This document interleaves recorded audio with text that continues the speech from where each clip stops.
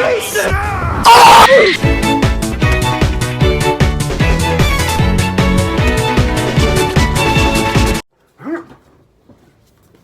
is up, guys? This is Super 64 and welcome back to another video on my channel.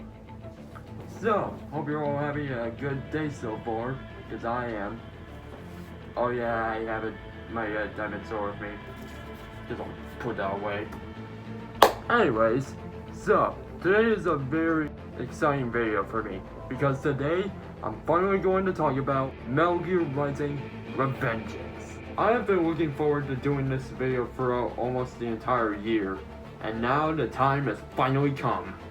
Thank God. Alright, now I know what you're thinking. Why am I talking about Metal Gear Rising in 2022? I mean, sure, the game is over 9 years old now, but it's still pretty popular.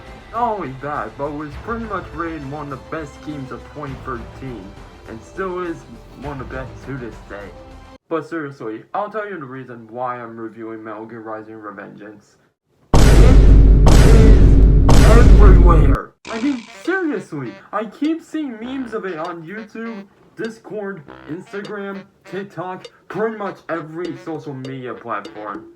And so one day, I finally decided, fine, I'll play it. So I managed to play the game on my brother's Xbox, and holy crap, the game is awesome. Quite possibly the most intense and brutal game I've ever played in my life. Now here's the million-dollar question. After almost 10 years, is this game still good? Short answer, yes. But why exactly is this game so good? Well, let's find out. Anyways, hope you guys enjoyed this video. If you do, then please drop a like. Also be sure to subscribe. Oh yeah, one more thing. I have a Discord account if you're wondering. So if you want to join the server or not, the link's in the description. If you don't join, I'll cut you to shreds. Now then, without further ado, let's get this over with.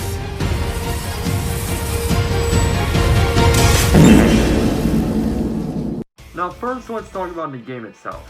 So Metal Gear Rising Revengeance released on February 19th, 2013, I think.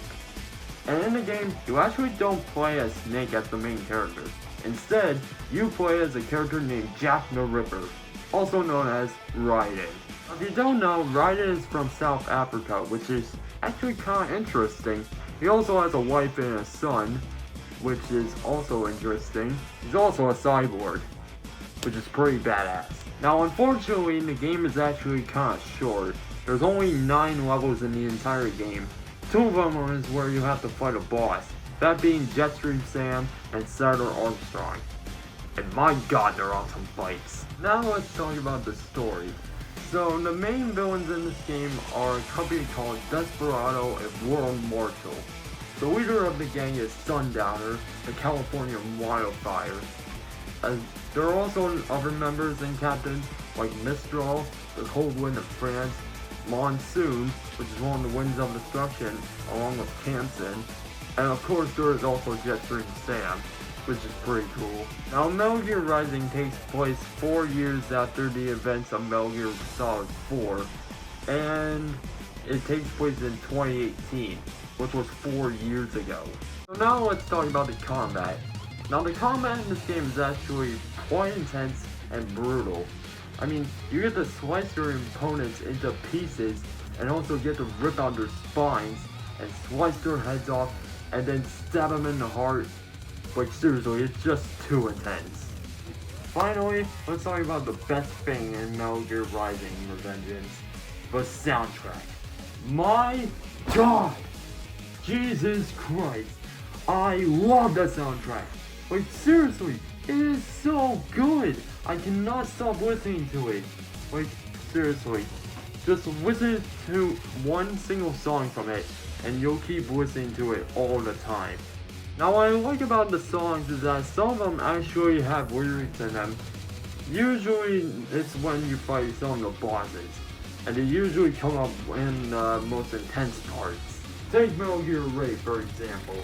So you're fighting him, you get him down to 0.1 HP, he brings out a giant sword to crush you, and then this happens.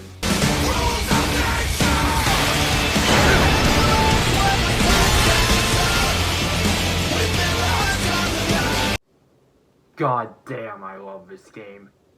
And that was Metal Gear Rising Revengeance. But we're not done yet. We still gotta do the DLC. Now there are actually 2 DLC stories in the game. The first one is where you play as Jetstream Sam, and he tries to invade World Mortal headquarters after Senator Armstrong and Monsoon summon him. Unlike Raiden, however, Sam actually uses a different sword than him called the Murasama. Seriously, this thing is a beast. It can cut people to shreds. Not only that, but the bosses you fight in the DLC of Jetstream Sam aren't actually new. They're just some of the former bosses you fight in the story mode, where you play as Raiden. Like the LQ-84I, Metal Gear Ray, and even Senator Armstrong, who you fight in the very end. But the DLC is pretty good, I will admit. Next up is Blade Wolf. Now Blade Wolf's DLC is actually kinda confusing, and we don't know little about his backstory.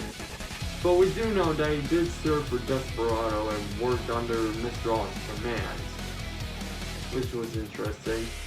He also did kill Kamsen. After those events took place, Ryan found LQ-84I or Blade Wolf and took him and had the doctor repair him, and he was good as new. Well anyways, I think that's all I've got to talk about in this game. But still, the game is great, it's awesome, and you all should really play it because it is amazing. Like, seriously. Anyways, I hope you guys enjoyed this video. If you did, then please drop a like. Also be sure to subscribe. Well anyways, I'll see you guys next time. Peace. You know, I wonder if this thing actually works. Let's find out.